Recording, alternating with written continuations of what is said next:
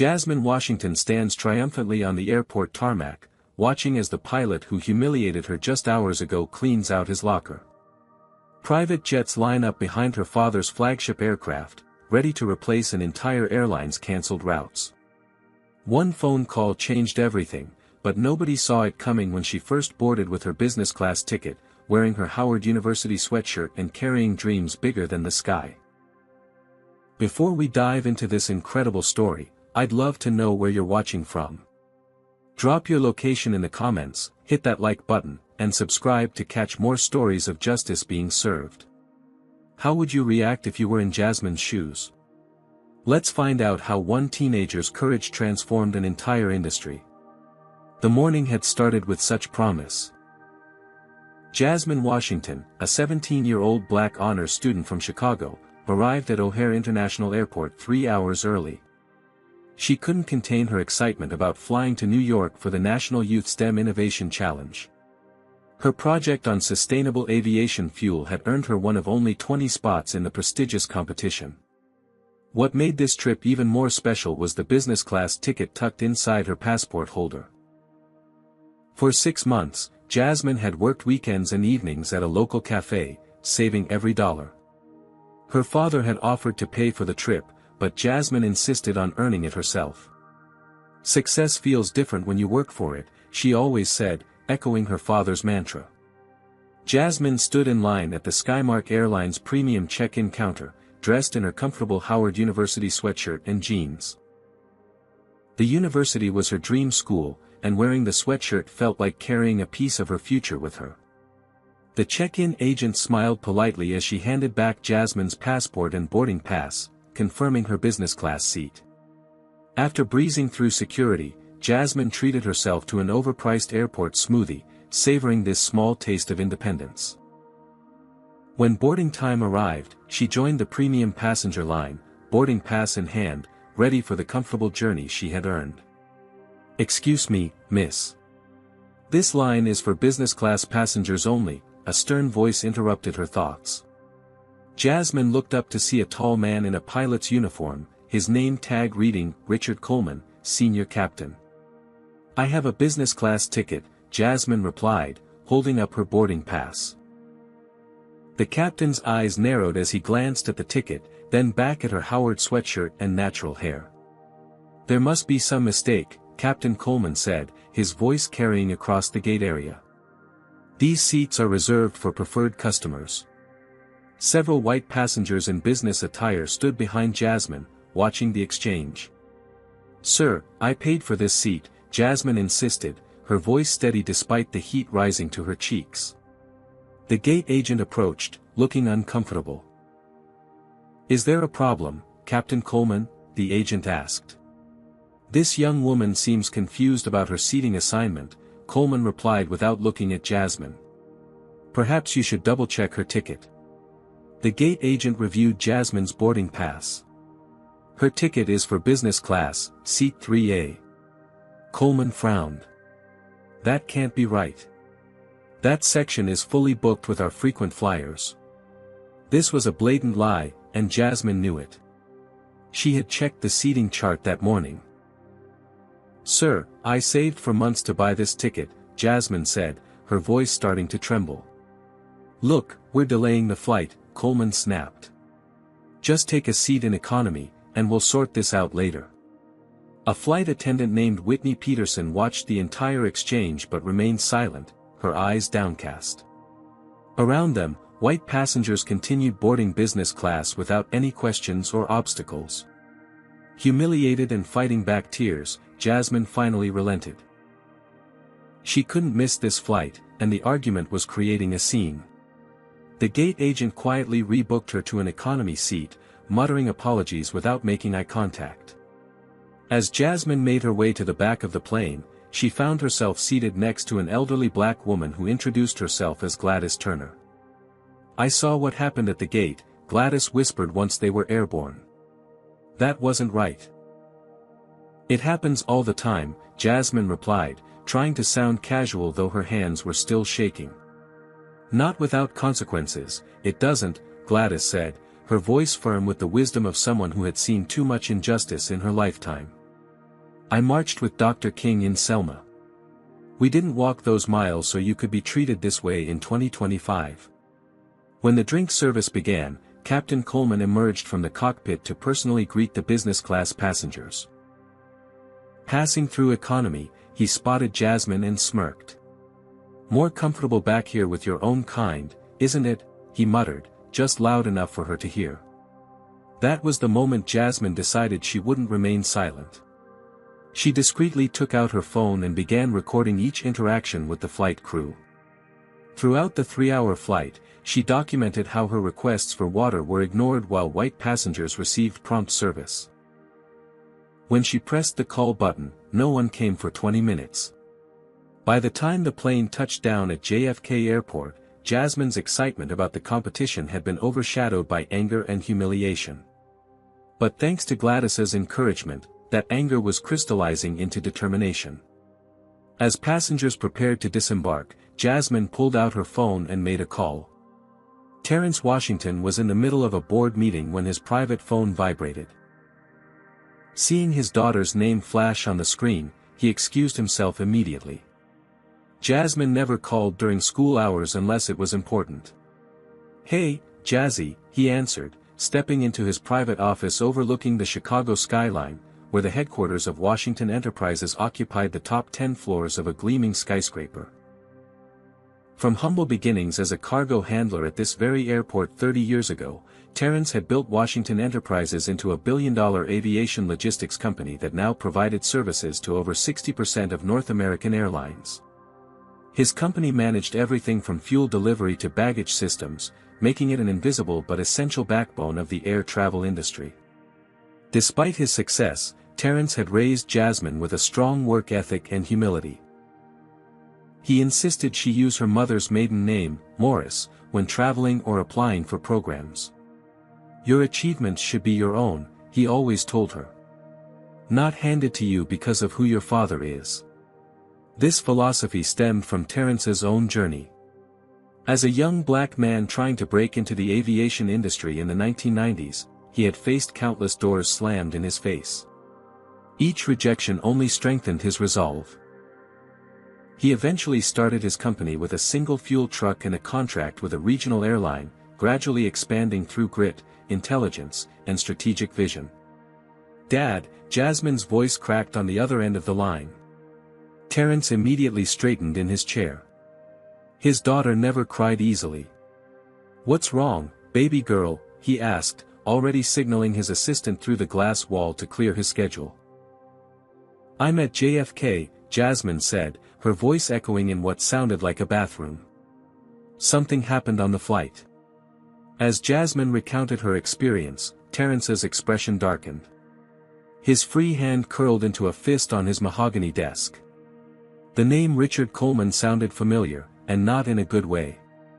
"Send me the videos," he said when Jasmine finished her story. "And Jazzy? I'm proud of you for handling this with dignity. What are you going to do?" Jasmine asked, sniffling. "Just focus on your competition," Terrence replied, his voice calm despite the storm brewing inside him. "Let me handle the rest. Do you trust me?" "Yes," Jasmine whispered. After they hung up, Terrence sat motionless for several moments. Then he pressed the intercom.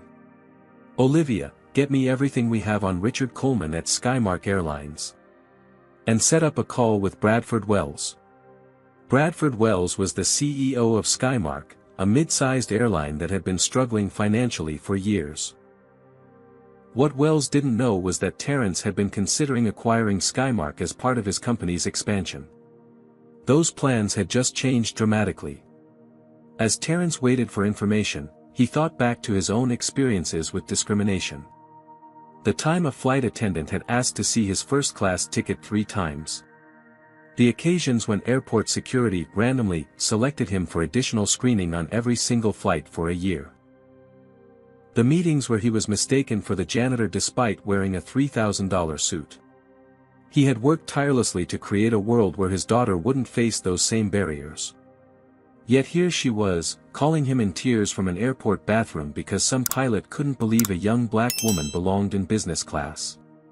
Terrence's assistant Olivia Martinez entered with a tablet. "Sir, I pulled Coleman's file. There have been 3 previous complaints against him for similar incidents, all settled quietly. He's been with Skymark for 15 years and is apparently protected by the Chief of Operations, his former Air Force buddy." Terrence nodded. "Get Raymond on this. I want a full legal briefing in an hour." Raymond Chen, Washington Enterprises chief counsel, was already reviewing the videos Jasmine had sent when Terrence walked into his office. "This is textbook discrimination," Raymond said without preamble. "The airline is liable, especially with his history of previous complaints." "I don't want a settlement," Terrence replied. "I want change." Meanwhile, Jasmine exited the airport to find a black Bentley waiting for her. The driver held a sign with "Ms. Morris" and took her luggage. "Your father arranged this," the driver explained. "He wanted to make sure the rest of your trip goes smoothly." As the luxury car pulled away from the curb, across the airport, Captain Coleman was laughing with fellow pilots in the crew lounge. "Had to put one in her place today," he chuckled. "These people think a hoodie and sneakers belong in business class now." One of the younger pilots shifted uncomfortably but said nothing. Whitney Peterson, who had entered the lounge to pick up her schedule, overheard the conversation and felt a wave of shame wash over her. She should have spoken up on the plane. At exactly 3 p.m., Terrence's phone rang with Bradford Wells on the line. "Terrence. To what do I owe the pleasure?" Wells boomed with forced joviality. "One of your pilots discriminated against my daughter today," Terrence said without preamble. There was a pause. "Your daughter? I wasn't aware. Which flight was this?" "Chicago to JFK, this morning." Captain Richard Coleman denied her access to the business class seat she paid for, made racist comments, and provided substandard service based solely on her race. "That's concerning if true," Wells said, his voice noticeably cooler. "We take these allegations very seriously. I'll have our customer relations team investigate and get back to you." "Let me be clear," Terrence interrupted. "This isn't a customer service issue. It's a civil rights violation with video evidence. Coleman has a history of similar incidents that your airline has covered up." "Now wait a minute," Wells protested. "That's a serious accusation. We have standard procedures for investigating these matters.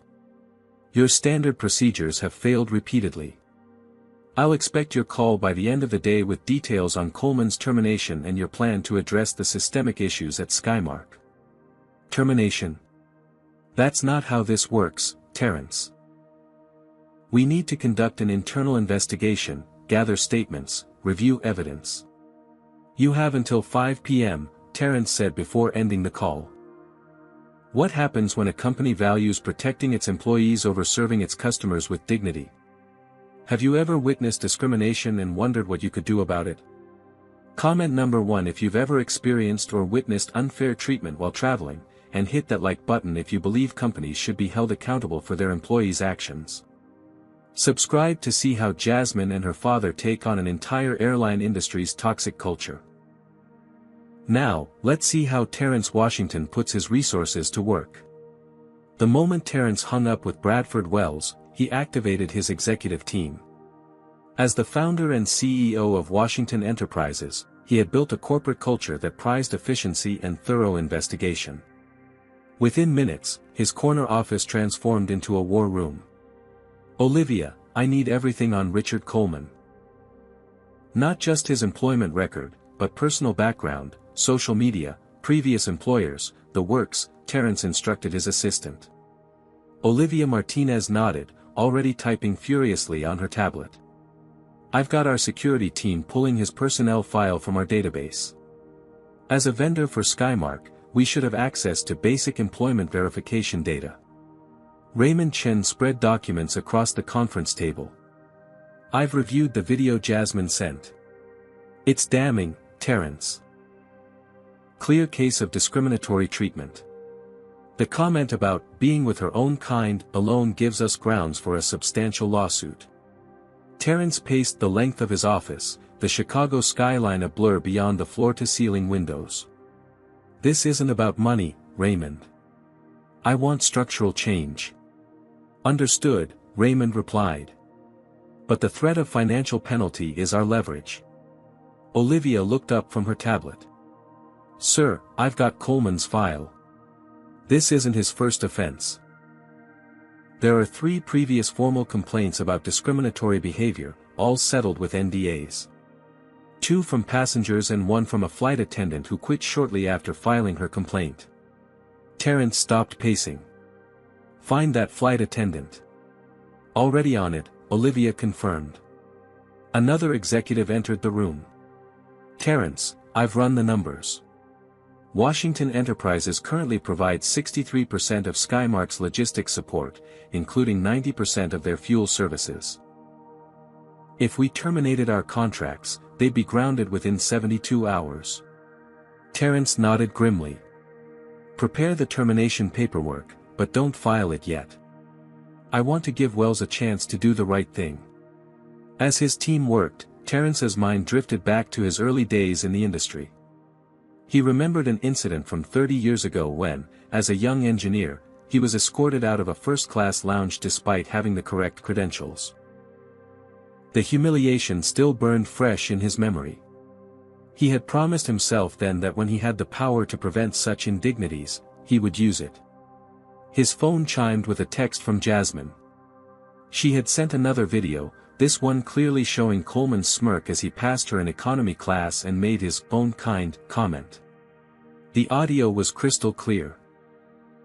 Terrence forwarded the video to Raymond, then arranged for a luxury hotel suite for Jasmine, ensuring she could focus on her competition without additional stress. Meanwhile, across town at Skymark's headquarters, Richard Coleman was summoned to a meeting with his direct supervisor. What's this about some incident with a passenger today? The supervisor asked, looking uncomfortable. Coleman waved dismissively. Just some kid trying to sneak into business class. Nothing to worry about. The passenger filed a complaint. Says you denied her a seat she paid for because of her race. Coleman scoffed. She was wearing a college hoodie and looked like she belonged in economy. I was maintaining our standards for premium customers. Did you check her boarding pass? The gate agent did. Look, our premium customers pay extra for a certain experience. They don't want to sit next to some teenager who doesn't belong there. The supervisor sighed. HR wants a statement from you. Make sure you emphasize safety and customer comfort, not appearances. In another part of the building, Whitney Peterson sat at her locker, contemplating what she had witnessed. Throughout her 5 years at Skymark, she had seen Coleman's behavior before but had always stayed silent, fearing for her job. But watching Jasmine's humiliation and seeing Coleman brag about it afterward had finally broken something inside her. With shaking hands, she created an anonymous email account and drafted a message describing what she had seen, along with dates of previous incidents. After staring at the send button for nearly 10 minutes, she finally pressed it, sending her testimony to both Skymark's HR department and the email address listed on Washington Enterprises' website. By late afternoon, Bradford Wells sat in his office, sweat beading on his forehead despite the aggressive air conditioning. His general counsel had just informed him that the passenger Coleman had discriminated against was Jasmine Morris, who they now knew was actually Jasmine Washington Morris, daughter of Terrence Washington. How bad is this? Wells asked. Potentially catastrophic, his lawyer replied. Washington Enterprises is our largest vendor. Their contracts represent over 30% of our operating budget. And the evidence against Coleman is substantial. So we fire Coleman and issue an apology, Wells said, reaching for his antacids. It's not that simple. The Washington girl has video evidence not just of Coleman's behavior but of systematic mistreatment by our flight staff. And our records show we've settled 3 similar complaints against Coleman in the past. Washington could argue we fostered a culture of discrimination. Jesus, Wells muttered. Get me on the phone with Washington again. We'll offer a settlement and fire Coleman. Sir, his lawyer said carefully, I don't think money is what Washington wants. At 4:59 p.m., 1 minute before Terrence's deadline, Bradford Wells called. Terrence, he began, his voice artificially congenial, I've reviewed the situation, and I want to personally apologize for Captain Coleman's behavior. It's completely unacceptable, and we're placing him on administrative leave pending a full investigation. Administrative leave, Terrence repeated flatly. Not termination. We have to follow our procedures, Terrence. Union rules, you understand. But I assure you, we're taking this very seriously. Not seriously enough, Terrence replied. Coleman has a documented history of racial discrimination that your airline has systematically covered up. This isn't an isolated incident, it's a pattern that you've enabled. That's a serious accusation, Wells said, his friendly tone evaporating. We settle customer complaints of all types. That doesn't constitute a pattern. Raymond will send you the documentation we've gathered, including testimony from your current and former employees. You have until 9 a.m. tomorrow to terminate Coleman and present me with a comprehensive plan to address the structural racism in your organization. Or what? Wells challenged. Or Washington Enterprises terminates all contracts with Skymark Airlines, effective immediately. There was a long pause. You wouldn't. That would violate our service agreements. We'd sue. Check Section 17.3 of our contract, Bradford. We can terminate with cause if a vendor engages in discriminatory practices that could harm our reputation. I'd say publicly humiliating my daughter qualifies. Before Wells could respond, Terrence continued, 9 a.m., Bradford. Coleman's termination and a real plan for change. Otherwise, your planes don't fly tomorrow. Terrence Washington had not built a billion-dollar company without learning to think several moves ahead. As soon as he hung up with Bradford Wells, he called his longtime friend, Senator Lawrence Hayes. Lawrence, I need to cash in that favor, Terrence said, skipping pleasantries. Must be serious if you're calling in a 15-year marker, the senator replied. Skymark Airlines has a pattern of racial discrimination they've been covering up with settlements and NDAs. I need the Transportation Committee to look into their practices. Consider it done. I'll have my staff pull their complaint records first thing tomorrow. Next, Terrence contacted Vanessa Bridgewater, his head of strategic acquisitions. Vanessa, I need you to quietly buy up Skymark stock. Not enough to trigger SEC reporting, but enough to give us a voice at their next shareholder meeting. May I ask why we're investing in an airline with financial troubles?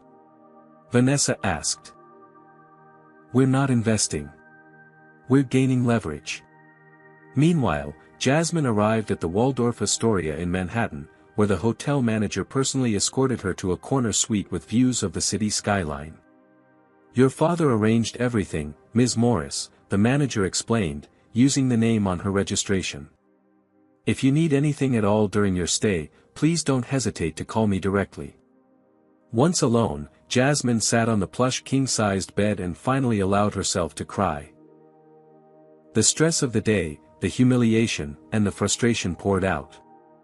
After a few minutes, she wiped her eyes and opened her laptop. The STEM competition began tomorrow, and she needed to review her presentation. But first, she found herself searching airline discrimination cases, and reading story after story from people who had experienced similar treatment. Most never saw any resolution. Many didn't even file complaints, knowing nothing would change. Jasmine created a social media post describing her experience, careful not to name the airline or the pilot directly. Within hours, it had been shared thousands of times, with comments flooding in from people sharing similar experiences. An email notification popped up on her screen from an anonymous address. The subject line read, I witnessed what happened to you today. Jasmine hesitated before opening it. My name is Whitney Peterson. I'm a flight attendant who witnessed how Captain Coleman treated you today. This wasn't the first time he's done this. I should have spoken up, and I'm sorry I didn't. I've attached documentation of other incidents I've witnessed over the past 3 years. I've also sent this to your father's company and to our HR department. I can't stay silent anymore. Attached were dates, flight numbers, and detailed descriptions of Coleman's behavior toward minority passengers, particularly those attempting to sit in business or first class. Jasmine forwarded the email to her father with a simple message, "I'm not the only one." At Washington Enterprises, Raymond Chen had assembled a legal team working through the night. By morning, they had documented evidence of 27 incidents involving Captain Richard Coleman over a 12-year period. In 23 cases, Skymark had offered settlement payments and required NDAs. "They've spent millions covering up this behavior," Raymond reported to Terrence. "And Coleman isn't the only one. We've identified 3 other pilots and 5 flight attendants with multiple discrimination complaints." Terrence nodded grimly. "What about our contracts with them? We can terminate immediately under the ethics clause. They'll challenge it, but with this evidence, they won't win." At 8:30 a.m., Terrence convened an emergency board meeting. Some board members expressed concern about the financial implications of terminating contracts with Skymark. "This could cost us $40 million in the short term," the CFO pointed out. "And what's the cost of standing by while they discriminate against our customers?" Terrence countered. "What's the cost to our reputation if it becomes known that we continue to do business with a company that treats people this way? What was the cost to my daughter's dignity yesterday?" The boardroom fell silent. "Besides," Terrence continued, "I've already arranged backup coverage with Delta and United to handle Skymark's routes if necessary. We won't leave passengers stranded." At Skymark headquarters, Bradford Wells was in crisis mode. Their PR team had detected the growing social media storm around an unnamed airline discriminating against a black teenager. It wouldn't be long before Skymark was identified. "We need to get ahead of this," the PR director insisted.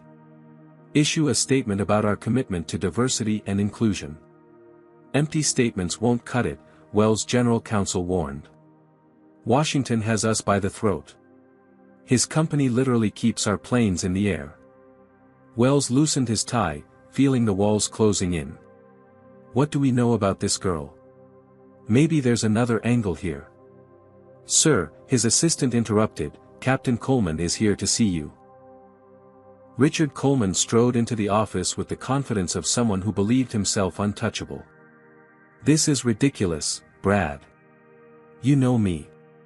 20 years of service, and you're going to throw me under the bus because some kid complained?" "Richard, there's video," Wells said wearily. "And apparently a history of similar complaints that were settled." "Those were misunderstandings," Coleman insisted. "And since when do we take the word of passengers over our own pilots?" "Since that passenger turned out to be Terrence Washington's daughter." Coleman's face went pale. "Washington? The logistics guy? The one who supplies 60% of our fuel and 90% of our ground transportation? The one who's threatening to cancel all contracts by 9 a.m. if I don't fire you and implement a company-wide anti-discrimination plan?" Coleman sank into a chair. "This is a setup. She never said who her father was. Because she travels under her mother's name. She wasn't trying to get special treatment, Richard. She just wanted to use the seat she paid for." At precisely 9 a.m., Terrence's phone rang. "I've placed Captain Coleman on administrative leave pending investigation," Wells began. "That's not what I asked for," Terrence interrupted. "You have to understand our process. We can't just fire a senior pilot without." 9:01 a.m., Bradford. "Our contracts are terminated. I'll have my general counsel send over the paperwork." "Wait!" Wells shouted. "What do you want? Really? There must be something we can work out. I told you what I want." Coleman terminated, not suspended. A real plan to address the culture that protected him for 12 years. And a public acknowledgement of what happened to my daughter and others. The liability would be enormous, Wells protested. Then I suggest you start calculating how much it will cost to suddenly source new logistics support for your entire fleet. While corporate titans clashed behind the scenes, Jasmine tried to focus on the reason she'd come to New York in the first place. The National Youth STEM Innovation Challenge was being held at Columbia University, bringing together the brightest young minds from across the country. Jasmine arrived early, her presentation materials meticulously prepared. Her project on sustainable aviation fuel ironically connected directly to her father's business, though she had developed it independently over the past year. As she set up her display, a tall young man at the neighboring table introduced himself. "Trevor Phillips," he said, extending his hand. "Robotics engineering from Seattle." "Jasmine Morris," she replied, using her mother's last name as always. "Sustainable aviation fuel from Chicago." Aviation fuel? That's hardcore chemistry. Impressive. Throughout the morning, Jasmine pushed the previous day's events from her mind, focusing on explaining her research to judges who circulated among the exhibits. By lunchtime, her project had been selected as one of 5 finalists who would present to the entire assembly that afternoon. During the lunch break, Jasmine checked her phone to find dozens of notifications. Her social media post had gone viral overnight, with over 50,000 shares. Several aviation blogs had picked up the story, and #JusticeForJasmine was trending nationally. "Everything okay?" Trevor asked, noticing her expression. Jasmine hesitated, then showed him the trending hashtag. "That's about me." Trevor's eyes widened as he read through the posts. "Wait, you're the girl who got kicked out of business class. That's messed up." "It happens more often than people realize," Jasmine said quietly. "Not to people whose stories go viral," Trevor pointed out. "You might actually change something." Before Jasmine could respond, her phone rang with her father's ringtone. "Dad, I'm about to present. Can I call you back?" "Just wanted to wish you luck, baby girl," Terrence said. "And to let you know that Captain Coleman has been terminated." "Really?" Jasmine stepped away from the crowd. "What happened?" "Skymark's CEO made the right decision after we helped him understand the consequences of making the wrong one. We'll talk more tonight." Go show those judges what Washington women are made of. With renewed confidence, Jasmine returned to the competition area.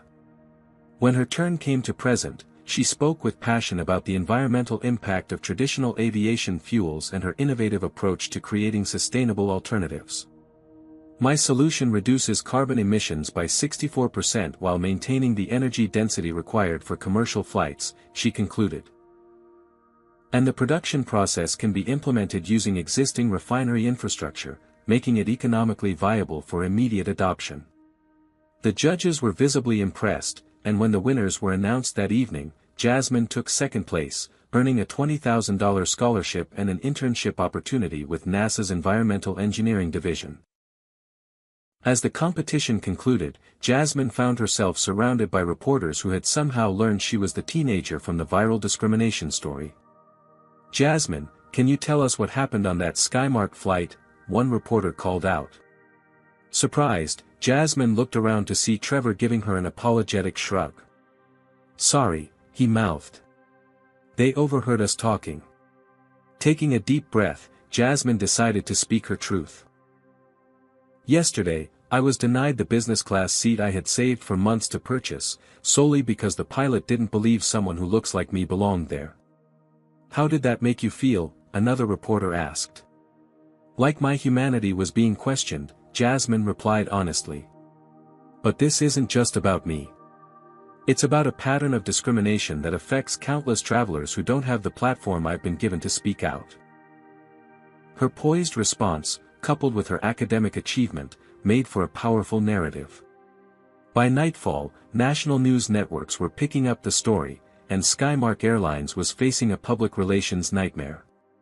Meanwhile, Whitney Peterson had come forward publicly, providing a sworn statement about Coleman's history of discriminatory behavior and the airline's pattern of covering it up.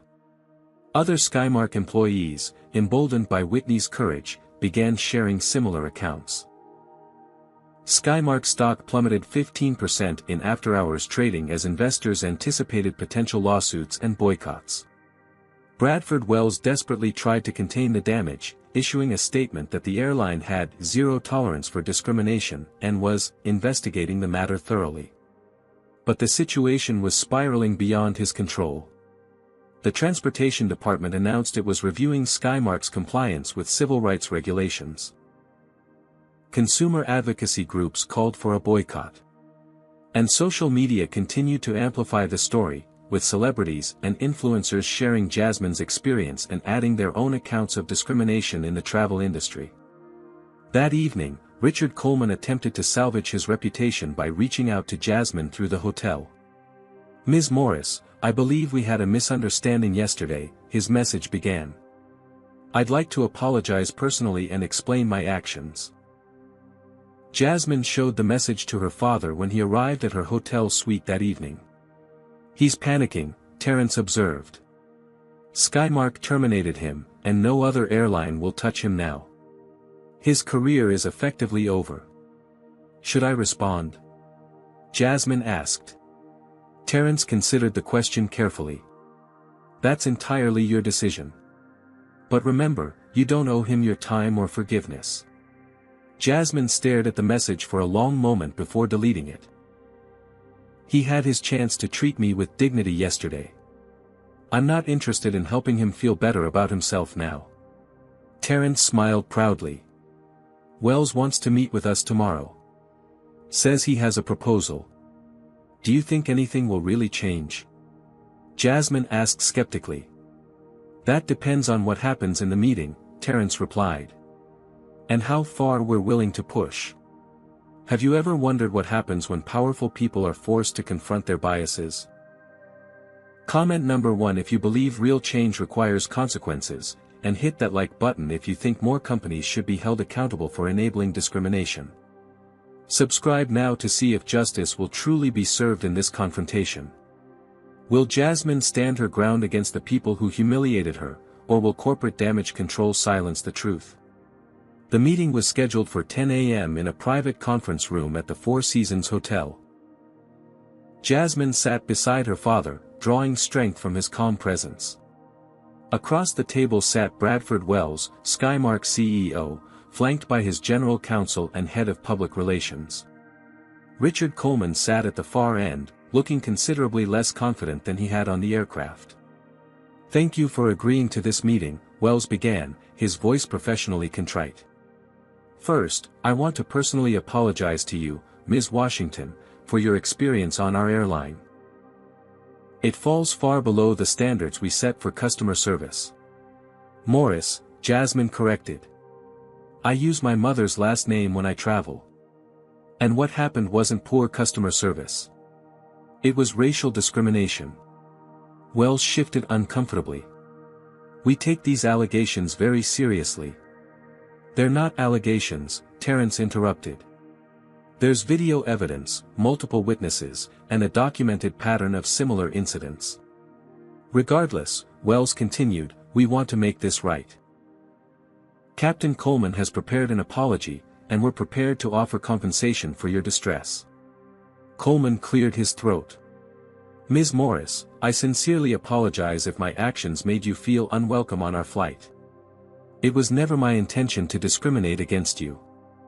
I was simply trying to maintain our standards for premium cabin service." "Standards?"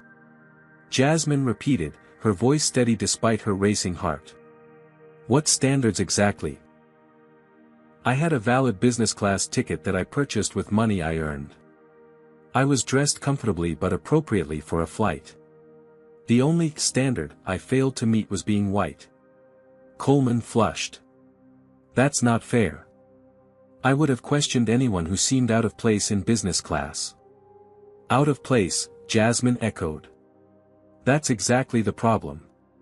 You decided I was out of place based solely on how I look. Do you know what it's like to be publicly humiliated because of your skin color, Mr. Coleman?" she continued. "To have someone with authority decide you don't belong somewhere, despite having every right to be there? To feel dozens of eyes on you as you're forced to walk to the back of the plane? Coleman had no response. This isn't just about one bad day, Jasmine continued. This is my reality. I constantly have to prove I belong in spaces where others are given the benefit of the doubt. I've been followed in stores, questioned in libraries, and now, denied a seat I paid for on your airline.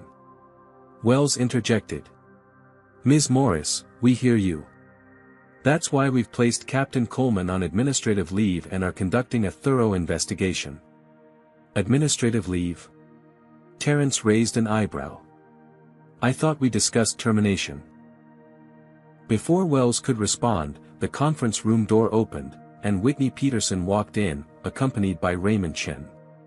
Sorry we're late, Raymond said. Ms. Peterson had some additional information she wanted to share personally. Wells looked alarmed. This meeting was supposed to be confidential. Ms. Peterson is a key witness, Raymond replied smoothly. And she's brought some colleagues. 3 more Skymark flight attendants filed into the room, all looking nervous but determined. Whitney stepped forward. Mr. Wells, I've worked for Skymark for 5 years. During that time, I've witnessed Captain Coleman discriminate against passengers of color at least 15 times. I've reported it to management twice. Nothing was done. She placed a folder on the table. These are dates, flight numbers, and descriptions of incidents I personally witnessed. The others have provided similar documentation. Wells stared at the folder as though it might bite him. Coleman's face had gone from red to ashen. This is a conspiracy, Coleman sputtered. They're lying. All of them? Terrence asked mildly. Along with the 27 passengers who filed formal complaints against you over the years. Complaints that Skymark settled with NDAs to keep quiet. I was maintaining standards. Coleman shouted, his composure finally breaking. Our premium customers pay for a certain experience. They don't want to sit next to some ghetto teenager who doesn't know how to behave in business class.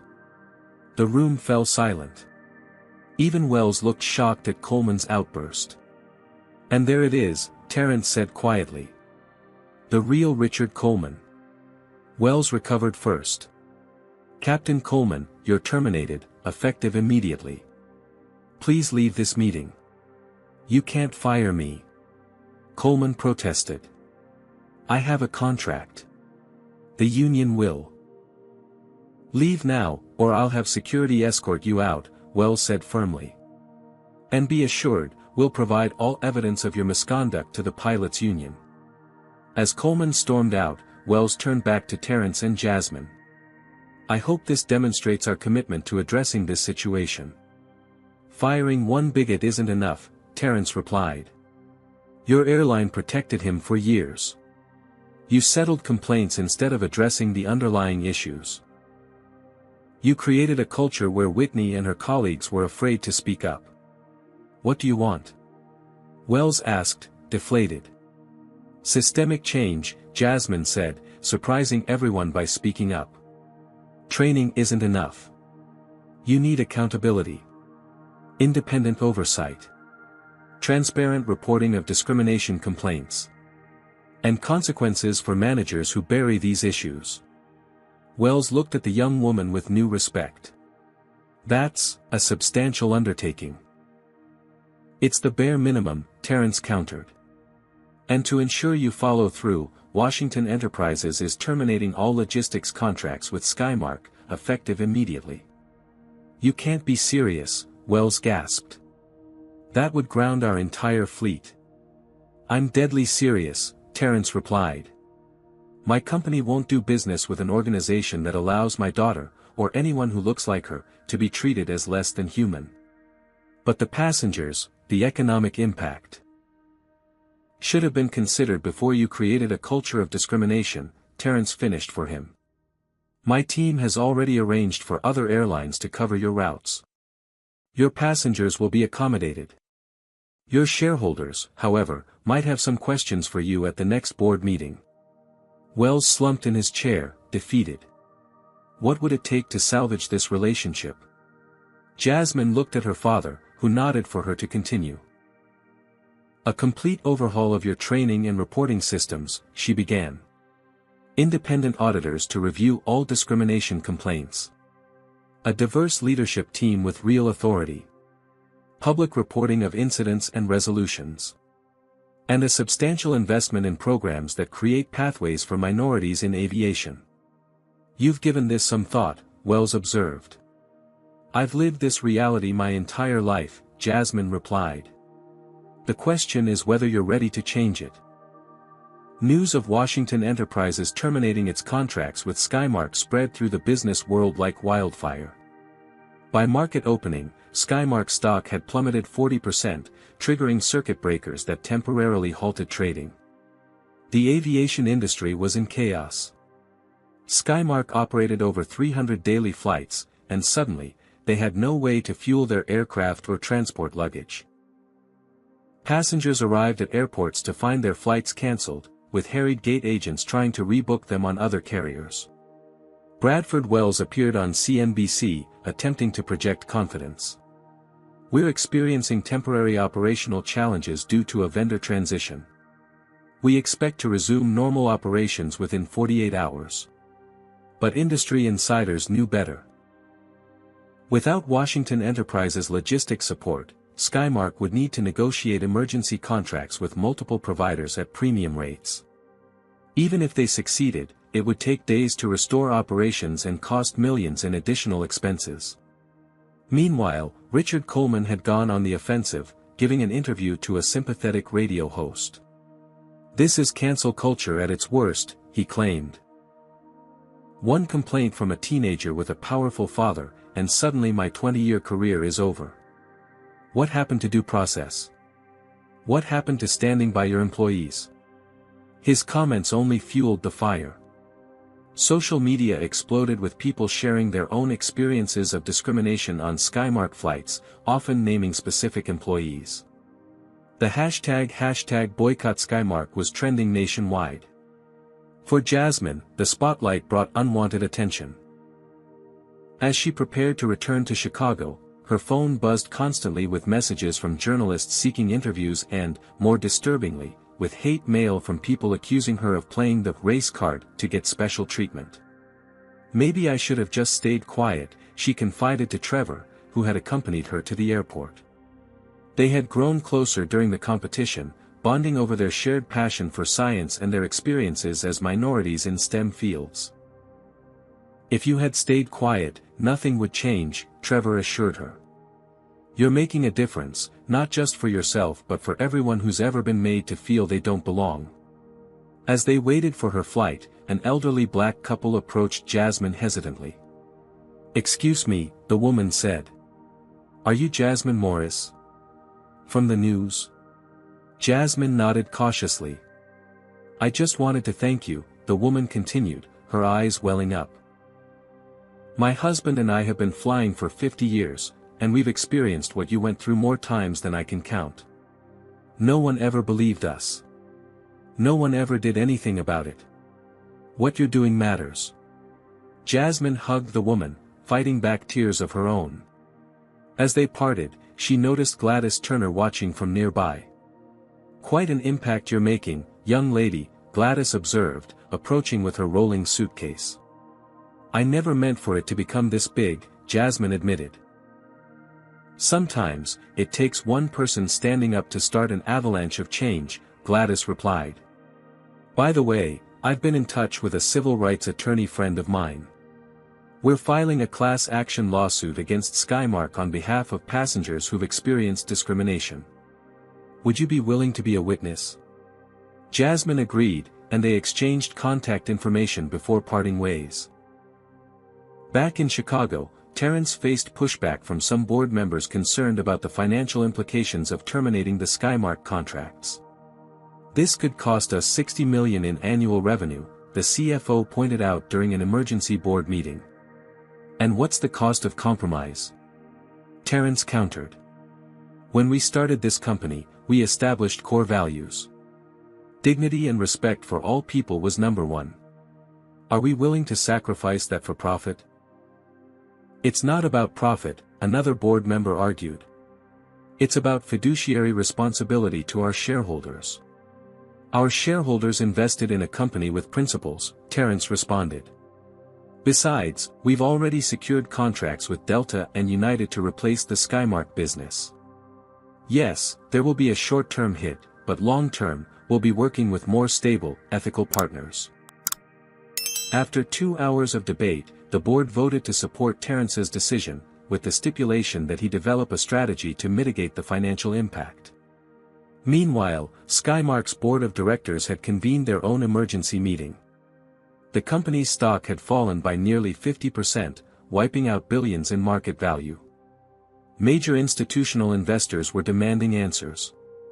Wells has completely mishandled this situation, one board member fumed. We should have immediately fired Coleman and made a public apology. It's too late for that now, another replied. Washington has us over a barrel. Without his logistics support, we can't operate. Then we negotiate, a third suggested. Find out what it would take to get Washington Enterprises back on board. Bradford Wells sat silently as the board discussed his failure.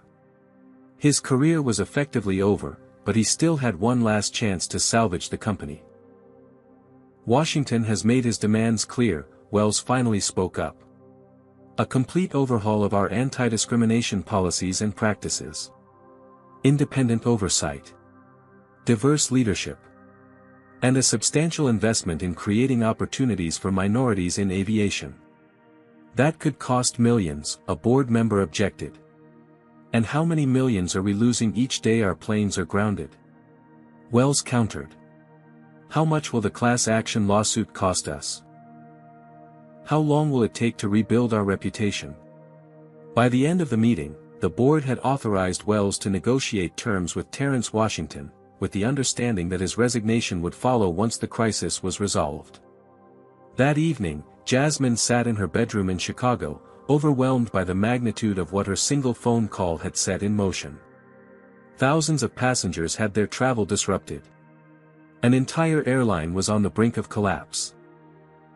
And she was receiving both praise and threats from strangers on the internet. You okay, baby girl? Terrence asked, knocking gently on her door. Did I do the right thing, Dad? Jasmine asked, her voice small. Terrence sat beside her on the bed. You stood up for your dignity. There's never anything wrong with that. As for the consequences, those are the result of Skymark's choices, not yours. They could have addressed discrimination years ago. They chose to cover it up instead. I feel responsible for all those stranded passengers, though. That responsibility lies with Skymark's leadership, Terrence assured her. And for what it's worth, Wells called this afternoon. They're ready to meet our demands. All of them. Jasmine looked up. Really? Really? Including asking you to help design their new training program, if you're interested. Jasmine considered this. I think I am. Someone needs to make sure they actually change, not just pretend to. Terrence smiled proudly. That's my girl. Speaking truth to power and holding them accountable. 3 months passed, bringing remarkable changes to both Skymark Airlines and the aviation industry at large. True to his word, Bradford Wells resigned as CEO of Skymark. His replacement, Gabriela Rodriguez, became the first Latina to lead a major U.S. airline. Her first official act was to establish the Office of Passenger Advocacy, headed by none other than Whitney Peterson. Our mission is simple, Whitney explained during a press conference. To ensure that every passenger is treated with dignity and respect, regardless of race, gender, religion, or any other factor. The office was given unprecedented authority to investigate complaints, discipline employees, and implement policy changes without executive approval. They reported directly to an independent oversight board that included civil rights attorneys, diversity experts, and former transportation regulators. Skymark's pilot training program now included mandatory courses on implicit bias and cultural sensitivity, developed with input from Jasmine and a team of diversity consultants. Every employee, from baggage handlers to executives, underwent similar training. The airline also established the Skymark Diversity in Aviation Scholarship, providing financial support and mentorship to minority students pursuing careers in the industry. The first cohort included 20 students from historically black colleges and universities. For her part, Jasmine had become an unexpected advocate for change. Her experience was now a case study taught in corporate ethics classes at universities across the country. She gave talks at high schools, encouraging students to stand up against discrimination in all forms. In September, Jasmine began her freshman year at MIT, where she had been accepted to study aerospace engineering with a minor in business ethics. Her roommate, a chemistry major from Houston, admitted she had requested to room with Jasmine specifically because of her advocacy work. "You're like a celebrity on campus," her roommate told her.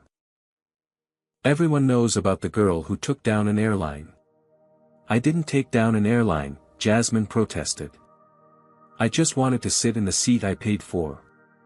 Nevertheless, she found herself approached by other students who shared their own experiences with discrimination in transportation. One young woman from Detroit described being removed from a train for suspicious behavior that amounted to reading a book in Arabic. A young man from Los Angeles recounted being followed by security throughout an airport because he was wearing a turban.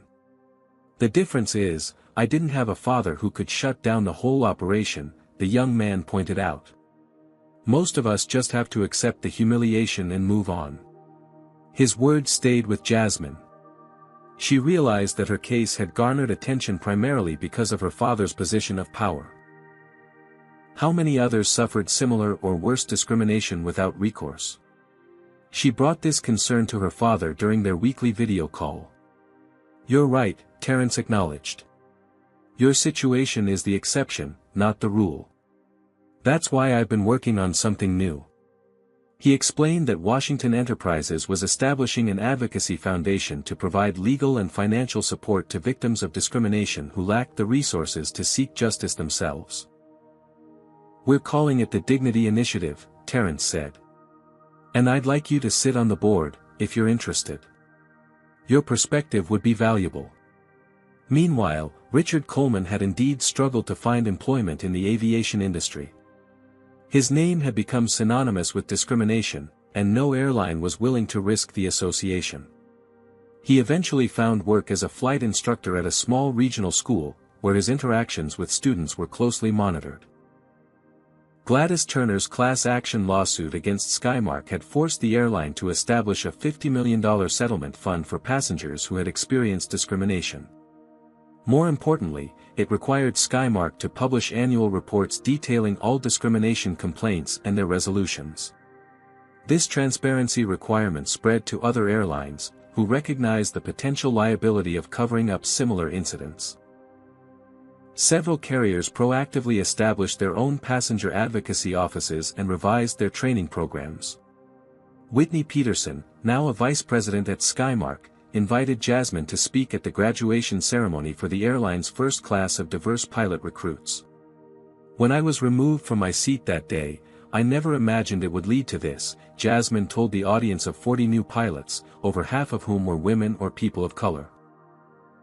"But it proves that speaking truth, even when your voice shakes, can create ripples that become waves of change." After the ceremony, Jasmine was approached by a young black woman in a pilot's uniform. "I need to thank you," the pilot said. "I left aviation 3 years ago after experiencing discrimination at another airline. Your story inspired me to come back and apply to Skymark's new diversity initiative. Next month, I'll be flying as first officer on international routes." These moments of connection reinforced for Jasmine that her painful experience had served a greater purpose. The 17-year-old who had boarded that flight to New York had been focused on her own goals and ambitions. The young woman she was becoming understood the responsibility that came with privilege and the power of standing up not just for herself, but for all those who couldn't. 1 year to the day after the incident that changed her life, Jasmine Washington Morris boarded another flight from Chicago to New York. This time, she was traveling to accept an award from the National Coalition for Aviation Equality, an organization that had formed in the wake of Skymark's transformation. As she settled into her business class seat, she was greeted by the captain, who had come to personally welcome passengers. "Ms. Washington Morris," the captain said, extending her hand. "I'm Captain Sophia Jenkins. It's an honor to have you on board today." Jasmine recognized her as the pilot who had spoken to her after the graduation ceremony months earlier. "Captain Jenkins," she smiled. "Congratulations on your promotion." "I have you to thank for it," Jenkins replied. "After your speech, Skymark fast-tracked me for captain training. First black female captain on this route." Throughout the flight, Jasmine noticed subtle but significant changes from a year ago. The flight attendants interacted with all passengers with the same level of respect and attention. The safety briefing included instructions in both English and Spanish. The in-flight magazine featured an article about Skymark's diversity initiatives, including a photo of Whitney Peterson with her new team. After landing at JFK, Jasmine made her way through the terminal toward the ground transportation area. As she passed an airport restaurant, a familiar face caught her eye. Richard Coleman was behind the counter, taking orders from travelers. Their eyes met briefly. Coleman's face flushed with recognition, then shame. He quickly looked away, busying himself with the cash register. Jasmine paused, a complex mixture of emotions washing over her. Part of her felt vindicated seeing the man who had humiliated her reduced to such circumstances. Another part felt an unexpected twinge of empathy for someone whose life had been upended by a single, terrible choice. She continued walking, reflecting on the power of accountability and its lasting consequences. Outside the terminal, she spotted a young black girl, perhaps 12 or 13, sitting alone with a small suitcase. The girl looked nervous, continuously checking her boarding pass. "First time flying alone?" Jasmine asked, sitting down beside her. The girl nodded. "I'm going to visit my grandma in Atlanta. I'm kind of scared." "I was nervous my first time too," Jasmine reassured her. "But you'll be fine. The flight attendants will look out for you." "I want to be a pilot when I grow up," the girl confided. "But my teacher said not many black women become pilots." Jasmine smiled. "Your teacher is wrong. In fact, I just flew here with Captain Jenkins, who's a black woman. The industry is changing." "Really?" The girl's eyes widened with hope. "Really," Jasmine confirmed, taking out her phone. "Here, let me show you something." She pulled up a photo from the pilot graduation ceremony. All these people are new pilots from different backgrounds. The sky belongs to everyone. After ensuring the girl was comfortable, Jasmine continued to the car that was waiting to take her to her hotel. Inside, she found her father already seated. "Surprise," Terrence grinned. "Thought I'd join you for the award ceremony." "Dad." Jasmine hugged him tightly. "I didn't think you could make it with your board meeting tomorrow." "Some things are more important than board meetings," Terrence replied. "Besides, I have news. The Dignity Initiative is officially launching next month. We've already received over 200 applications for assistance." "That's amazing," Jasmine said. "There's more," Terrence continued. "Remember Gladys Turner, the woman who sat next to you on that flight?" "Of course. She helped with the class action lawsuit." "Well, it turns out Gladys isn't just a former civil rights activist. She's also the former VP of Customer Experience at United Airlines. She retired 10 years ago and has been quietly documenting discrimination in the industry ever since. She's agreed to lead the Dignity Initiative's transportation division." Jasmine laughed in disbelief. "Are you saying she was gathering evidence even before she met me?" "She says she knew that flight would be problematic as soon as she saw Coleman's name on the captain's list. She's been tracking his behavior for years but couldn't get anyone to take action. When she saw what happened to you, she recognized an opportunity for real change. So she wasn't just randomly seated next to me. The universe works in mysterious ways, Terrence smiled. Or maybe just observant people who are prepared to act when the moment arrives. As their car wound through Manhattan traffic, Jasmine gazed out at the skyline, thinking about how much had changed in a year. The scared, humiliated teenager who had called her father from an airport bathroom had grown into a young woman with purpose and vision. 2 weeks later, Jasmine stood on a small airfield outside Boston, preparing for her first solo flight as part of MIT's aviation club. She had discovered a passion for flying and had been taking lessons between classes. As she completed her pre-flight checks, she looked over to see her father watching proudly from beside the hangar. "Ready, Captain Washington," her instructor called. "Ready," Jasmine confirmed, settling into the pilot's seat. As the small Cessna gathered speed and lifted from the runway, Jasmine felt a profound sense of freedom. Below her, the world spread out in miniature, boundaries and barriers invisible from this height. Above her, nothing but open sky, an endless expanse of possibility. In the passenger seat beside her sat her father, roles reversed as she now led the way.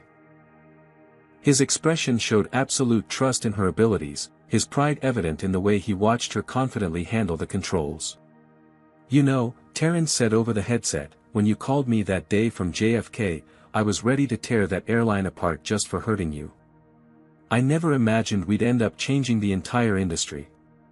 "One voice can start a chorus," Jasmine replied, smoothly adjusting the aircraft's attitude. "Gladys taught me that." As the plane banked gently to the east, Jasmine reflected on the journey that had brought her here. From discrimination to advocacy, from humiliation to leadership, from passenger to pilot. The path hadn't been easy, but it had led to heights she never could have imagined. Jasmine's story teaches us that real change requires both courage and accountability. When we witness discrimination, silence only perpetuates injustice. One person speaking up can create a domino effect that transforms entire systems. Jasmine's phone call wasn't just about getting justice for herself, it exposed a culture that had protected discrimination for years. The power dynamic between Jasmine and Skymark also highlights an uncomfortable truth: change often happens only when those with privilege and influence demand it. This is why Terrence created the Dignity Initiative. To extend that power to those without corporate connections or wealthy parents. True transformation requires more than firing one bad actor, it means examining the structures that enabled that behavior in the first place. Skymark's ultimate redemption came not just from removing Coleman, but from implementing new leadership, transparent reporting, and creating pathways for underrepresented groups. Perhaps most importantly, Jasmine's journey reminds us that dignity is not a privilege. It's a right. And standing up for that right, even when your voice shakes, can create ripples that become waves of change. Have you ever witnessed discrimination and found the courage to speak up? Or wished you had? Share your experiences in the comments below. Your story might inspire others to take action when they see injustice happening. Don't forget to like this video if Jasmine's courage resonated with you, subscribe for more powerful stories of overcoming adversity, and share with someone who needs to hear this message today. Thank you for listening, and remember, the most powerful tool against discrimination is a voice willing to break the silence.